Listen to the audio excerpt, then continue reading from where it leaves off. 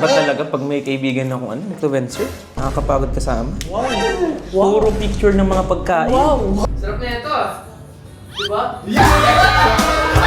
So I'll be trying every coffee shop in our city kung ano nga ba yung best para sa ating mga students. Part 1. Hi guys, I'm Jubel Bugtong, a first year college student at Ateneo, and kasama na naman ulit natin yung mga friends natin. Let's go! Woo! Make sure to follow them also guys ha. Boy, tara na, bago pa tayo malate. Tara! Let's go! Ita-try natin yung coffee nila and also yung bestseller daw nila na Soffles. Soufflé. Oh, sorry, my bad. Soufflé pa ang tawag doon. The coffee shop na pupuntahan pala namin is located sa 36 Jacob Extension, Liboton, Naga City. Grabe, ang init sa labas. So for our first coffee shop will be the Coffee Near Me.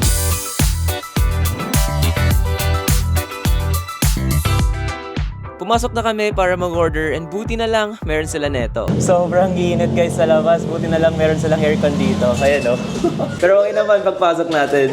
First come first ka dito, malamig. Nag-order na agad kami ng drinks and yung bestseller nilang soft lace.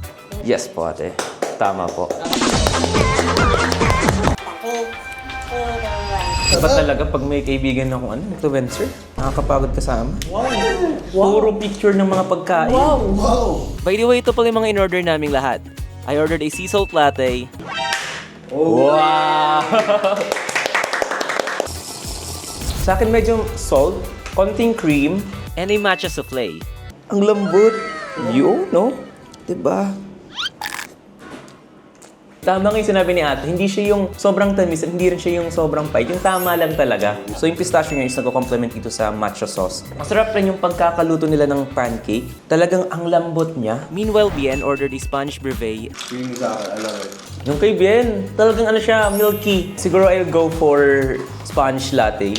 Pero sana makatulog pa ako nito mamaya. Oh! And a blueberry souffle. Yung sa berry naman, kumili ka talaga sa mga blueberry... Cheesecake. Yeah, blueberry cheesecake. Ayan, halos kahawig talaga niya. Kalasa. Creamy, sweet. Yeah. Lastly, Don ordered a caramel latte. Pero medyo strong yung caramel, if I'm mistaken. Medyo strong siya compared sa Spanish. And a mango graham souffle. Ngayon naman ang titikman natin is yung mango graham ni Don. Lasang mango graham, pero matcha pa rin. Na-fuse nila yung mango graham tapos yung sa pancake. Boom. They also have a drive-thru here pala, just in case ayaw niyong bumaba ng sasakyan.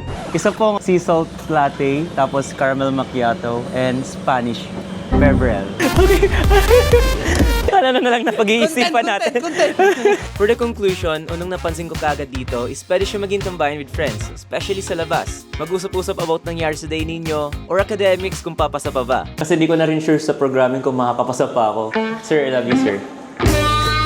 And the place, I like the place dahil Instagrammable talaga siya. Ang ganda ng lighting niya. Look at these pictures, guys. Ayan, di ba? Makikita nyo na pang Instagrammable, di ba? Parang pang summer vibe, no? for me, to be honest, yung drinks nila is medyo pasok pa for student-friendly price. Since ang basahin ko talaga is basta less than 100 pesos, mura na yan sa akin.